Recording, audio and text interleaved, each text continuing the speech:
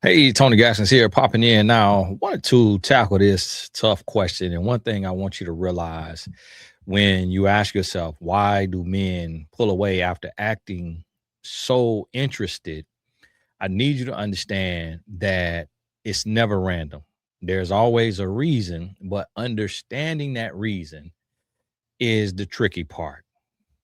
So, this what you have to realize is every single man has his own little perks and quirks, and you can't really have a common denominator when it comes to answering this question because it can be something so small that really is out of a woman's control. And to think about why and how and all of that, you rack your brain. But what I want to help you understand is the key things that typically happens when a man pulls away after you thought that he was so into you. And the number one reason, the thing that I see the most is the reality doesn't match the fantasy. Or we can say that the other way, the fantasy, his fantasy of the woman doesn't match the reality of the woman. And what that means is he gets with you and he had an idea of what your look said about you, what your look means about you. And he put you on this pedestal and he put you at this place of communication, love making, a certain smell, a certain voice, a certain conversation type. And he painted a picture in his head. And then the more he got to know you, he started to learn and realize that you aren't who he thought you were. You don't fit the narrative that he's created in his mind. You aren't the woman that he needs, that he wants. You are your own person, and he built you up. And he told himself that he was going to be able to sleep with you in a certain amount of time, that if and when he slept with you, it would feel a certain way, be a certain way, that certain things would be done, and that there would be certain perks and things that come with the relationship, like meeting your rich father or meeting your rich friends or your rich boss or getting to move in with you, getting to drive your car, getting to get a business investment off of you. Whatever he painted and made up in his mind, and then he come to find out, hmm, this isn't what I thought it was. This isn't everything that I dreamt up. In some cases, men have a false expectation because of the stuff that they watch and all of the doom scrolling on social media. So there's inappropriate sites that some men indulge in, and they forget that the women that they're watching on those sites are professionals at showing and selling their body. So their body is not going to have ingrown hairs. Their body is not going to have, you know, hair follicle spots or stretch marks or birthmarks or any of the normal things that a woman's body could have. And they get to a place to where they're like, oh, she's normal, like she's regular. And there's this comparison that's going on that is an unrealistic comparison. And especially a lot of times after getting close or being intimate, whether it's a kiss or whether it's actual intercourse, that can lead a man to say, hey, this isn't what I dreamt up. This isn't what I thought about. And that's the reason why a lot of men come in very, very hot. They really, really on. They really into you and they talking to you, they calling you, everything is going. And then the next thing you know, boom, he pulls away. And you're left stressing, struggling, crying. You liked him, you gave him some time, you maybe start to fall for him, and then he disappears. And I want you to understand that it's really on his end, because even if it is quote unquote your fault, meaning you ran him off or you're not who he wanted, it's still something that is out of your control. So you have to focus on being able to control the controllables and not getting caught up trying to control the things that you cannot control. And that's one of the mistakes that a lot of women make, is you blame yourself and you beat yourself up. And you get to a place and you're like, okay, what is going on here? So the other side of this, the next thing that happens a lot of times that people don't realize is the ex comes back. Sometimes you meet a man who is just gung-ho. He's overly into you, overly going. He's doing the most, and it's really because he's hurting. He's wounded. He has a scar, a cut, a wound. He feels lost, and he wants to curl up in a fetal position and just cry all day, but he can't do it because it's not comfortable for a man, nor is it promoted or accepted, and he just doesn't think that he can do it. And so he's looking at it and he's like, hold on, I don't know, like, if this possible. Is this possible? And he gets to that place to where he is just moving on, and you are a rebound, but you might not know you're a rebound. And he has a soul tie with his ex, and he's whispering her sweet nothings, telling her he'll drop anybody and everything, and he'll change. He'll go to church. He'll change his life. He'll go to coaching. He'll even humble himself enough to listen to Tony Gaskins online, do a coaching session, do a series of coaching sessions. And he sold that dream, and he's told her all of that. And she was tough. She was strong. But you being a woman, you know how that is. That a lot of times you can leave, but that just because you left don't mean you don't miss him. Doesn't mean you don't love him.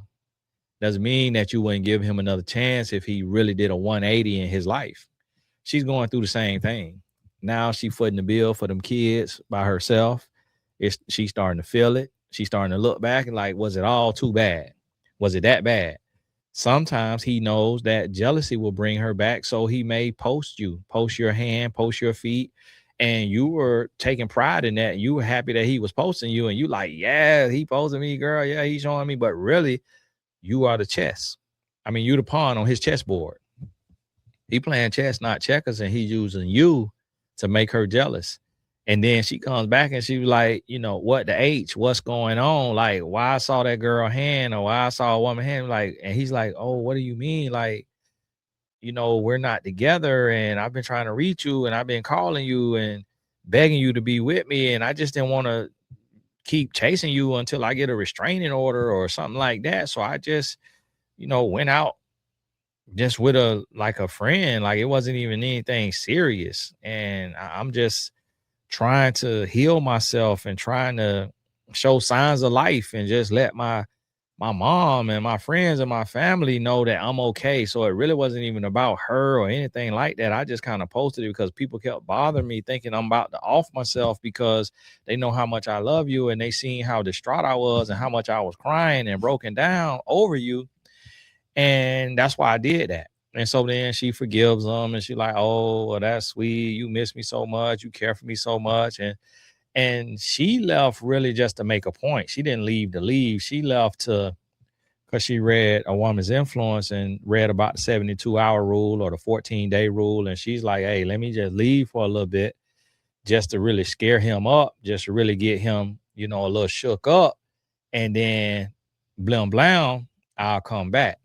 But she was gonna take more time had she not saw your hand in his Instagram story or your foot or that little cocktail that you ordered at on the date. And so out the blue, he just cuts you off. He just stopped acting the way he was acting. He stopped, pursuing you the way he was pursuing you. And you like, what's going on? You sniffing under your arms, you smelling your cat, you trying to figure like trying to smell your breath, you all in the mirror looking for blemishes. Did I have a hang glider in my nose the whole day? Like, what's going on? Pulling off the thong, smelling the thong. You trying to figure out like, what did I do? Like, why did he just get distant, just disappear? Nothing to do with you. It's the ex came back. Didn't tell you he was coming out of a relationship. Didn't tell you was a rebound. Didn't tell you he was love bombing you. Didn't tell you that he was broke down, broke, busted, and disgusted, tore up from the floor up, looking like Who Shot John and forgot to kill him. He just was acting like everything was cool and copacetic and he wanted to move on and you was the one when really you was never the one. And so that's the thing is you can't get too excited. You can't put the cart before the horse. You can't start planning a wedding in the first 3 months. Like you gotta take your time. You gotta be patient. You gotta not think about him. You have to be so busy, so caught up in your work, in your business, and your grind, and everything that you got going on. You got to get to that place because y'all forgive me doing a little work for Destiny. If you're single, make sure you get on there. Men and women, we need more men, of course, because a lot of my audience is ladies. So to the fellas, hop on there now. There's plenty. Your wife on there. Trust when I tell you that now. Your wife on there. Ladies, your husband on there too. We just building up more and more people getting on there day by day. And so this is what you got to realize and understand. It's not always about you. Now, I want you to think about that and we'll get to that. And let me put that on here.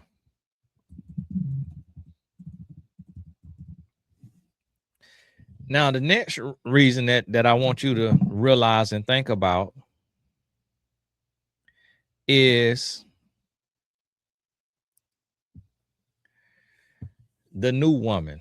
See, a lot of times you meet a man and you're dealing with this guy and it's a situation where y'all got to forgive me. I'm trying to turn that camera down. And it's a situation where you met him on a dating app that wasn't Destiny, which is a date with destiny. And being that it wasn't Destiny, you wanted to go to this out, and he gets 50 matches a day, 20 matches a day. Whereas if you wasn't being greedy and stingy and broke, busted, and disgusted, and you were on Destiny, you would get one match a day and be in one chat at a time. And so when you met him on whatever app that was, he was talking to 3, 4, 5 other women. So that's what he was doing. He circled in on you, came on in, boom. All right, I'm going to get you. Came on in, got with you, but he's still on the app. He's still on the app getting 20 matches a day. So he's still shooting his shot. So y'all building because you the flavor of the week, you the shop of the day, you the talk of the day, you the best thing going right now. Week in, 2 weeks in, 3 weeks in, 4 weeks in, boom, boom. He meet the new woman. Her booty bigger, or her breast bigger, or she an inch too taller, inch too shorter, got a nicer car, got a better job, got a nicer place. So now you're no longer the top. Now you're old news. Now he done found a new hook, found a new angle. Now you got somebody else that probably could make this here work. So he start to move that direction. So that's what you got to realize and understand, that it literally could just be a new woman and has nothing to do with you. Like everything that's in your control That's in your control and it has nothing to do with you. It's a new woman. He never stopped dating. He never closed the door. He never shut down his options. He kept all options open. And that's what he wanted to do. Kept all the options open, kept doing what he was doing, and just it's always gonna be somebody not better, but different. Now, sometimes better based on his likes or what have you, like her booty bigger, her smile brighter, cheekbones higher, whatever it is, his little preference. Yeah, he could see her as better, but sometimes it ain't even better. It's just different. You got brown eyes, she got green eyes. You got a Camry Sport, she got an AMG Mercedes. You a social worker, she a nurse anesthetist. It just he climbing the ladder. He trying to get the best of the best. And so the same way he done cut you off for her, he gonna cut her off for the next woman too. Cause as long as it's another level, he gonna keep going until he trying to he think he gonna get the Oprah Beyonce level of money. And that's what he trying to do. And so you can't take it personal when you realize you just was with a ladder climber. Can't take that personal. You can't internalize that. Now, the last point that I just added is it might be you. Sometimes a man is interested in you and it's you. Now, on the petty side of things, you got to make sure you brush your teeth twice a day and you floss.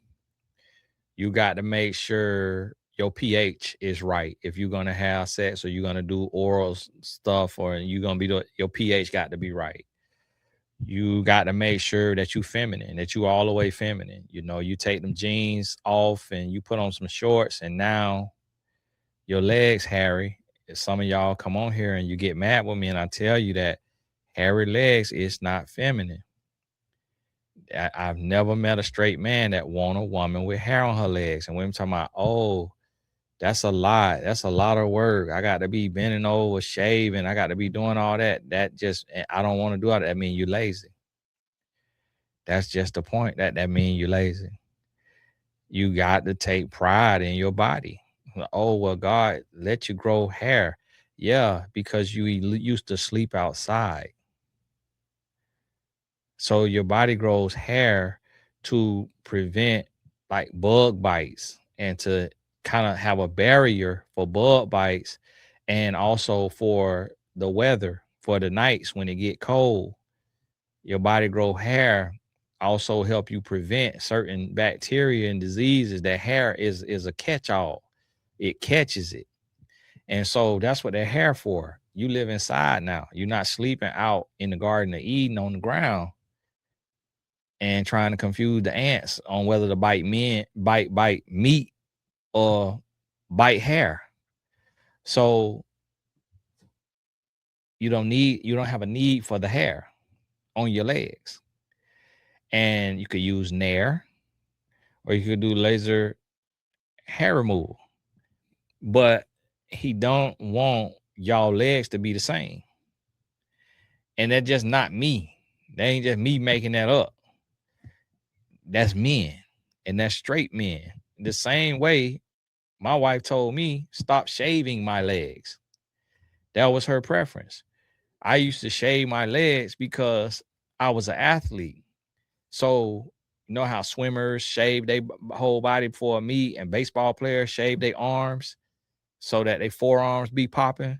We used to shave our legs if we had hairy legs so that our calf muscles will pop. And sometimes we'll just shave right up to the knee. That's the part that's out of the football pants.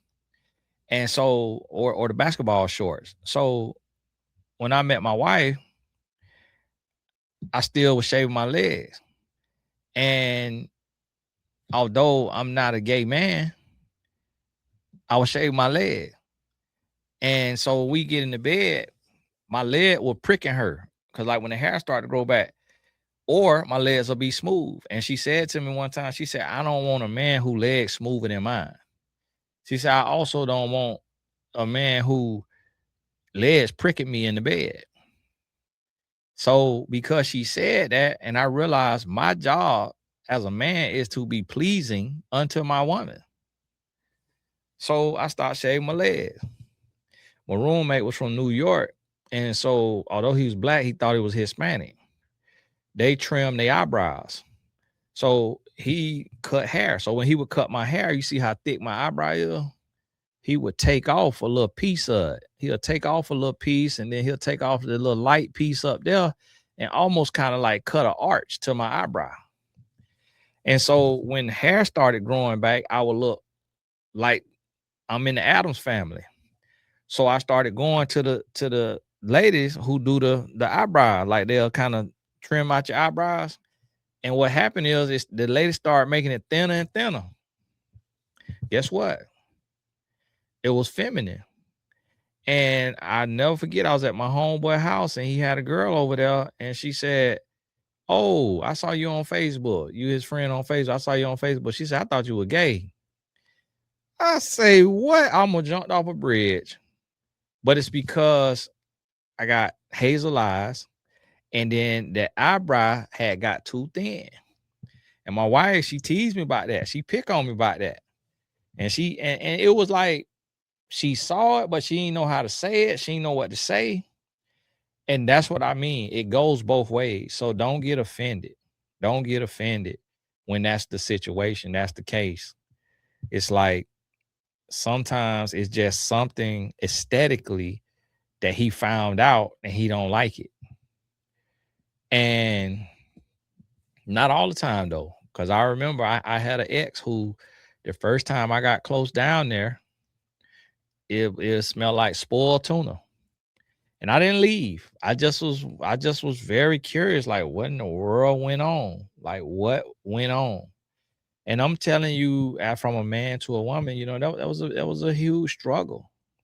But somehow she was able to get clean, and she was able to clean up, and the smell went away. So what she was doing, I don't know. But I think when she got a man, she started to realize I have to take care of myself.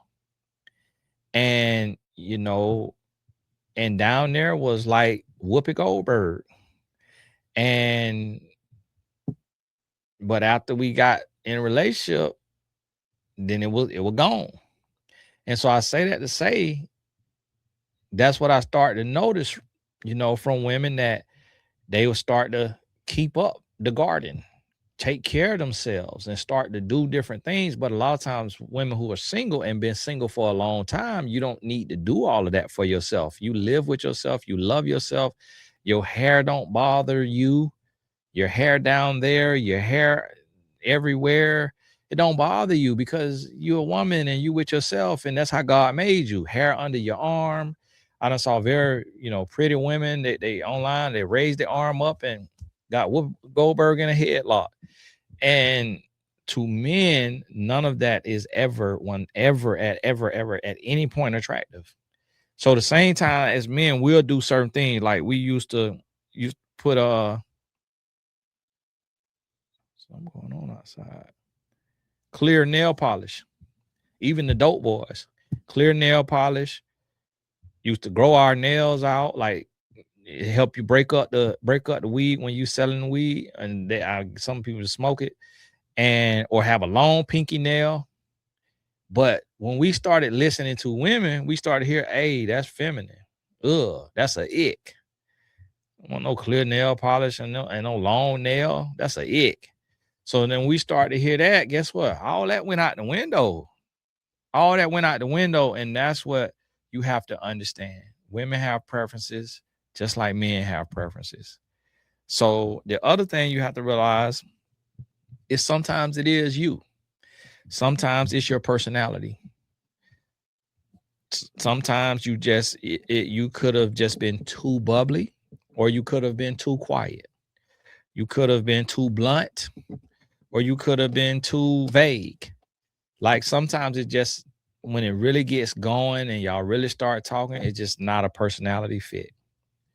It is not a fit. Like me being a coach, and I'm a married man, but I still can feel a woman's spirit. I could feel her energy. And I've been on the phone with clients, female clients who are just very like subdued, like they so soft spoken, so quiet. And I'm able to tell right there, I'm able to say, man, I would never be able to be with a woman like that. And then sometimes it's the opposite. A woman is just so loud, so rambunctious, just so all over the place. And I'll be like, man, whew, that is a lot. I would never be able to go through that, deal with that. And so that's what you have to realize and understand. It's like sometimes it's just a situation where y'all just weren't a fit. And that's okay.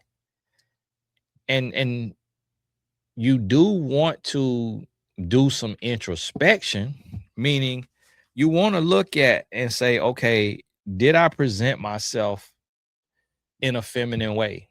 Am I taking care of? Am I taking care of myself? Am I loving on myself? Am I doing the things that every other woman does to present myself as feminine as possible? Am I doing those things? Okay, the answer is yes. Have I worked on my personality? Like, do I know how to relate? I want a relationship. Do I know how to relate? The answer is yes. Am I a good person? Am I kind? Am I considerate? The answer is yes. Okay, you do the introspection. If you say, well, I am kind of rude. I am too blunt at times. I have been told that I'm mean. I have been told that I'm controlling. I have been told that I'm this. And I can't admit I was acting those ways. The things that I was doing, it does fall in the category that my sisters or my friends or my mom or my coworkers have told me about myself. Like one lady told me, Tony, you need to be nicer. She said I was just too cold, too short, too whatever with women. And I've been told I'm an overthinker. I'm controlling. And so if I've heard those things in my dating life, and then I come into a relationship and the woman is showing a lot of interest and she seemed like she all in, and then all of a sudden, boom, I'm being that way. I'm being myself. I'm doing what I'm doing. And then she falls back. She loses interest. I got to look and see, oh yeah, I did do that thing that they call controlling. I did do that thing that they say is insecure. I did do that thing that's this or that's that. So then now it's like, you know what? It was me. It was on me. Now, if I could look back and say I ain't do none of that, like I was cool, calm, collected, emotionally intelligent, great conversationalist, like I did everything right, like I was caring, considerate, kind, this, that. If I do everything right, then it's like, okay, boom, ready to rock and roll. So now you see, you have to do that evaluation. But the thing is, if you know that you put your best foot forward and you know you did what you were supposed to do, that's all you could do. That is all you can do. So understand that. Don't blame yourself. Don't get to a place to where you are tripping over stuff you shouldn't be tripping over. Don't beat yourself up. You should not be crying. You should not be broken. Just understand all you can control is what you can control. And everything else, you got to let it go. So know that you put your best foot forward. Know that you did what you could do.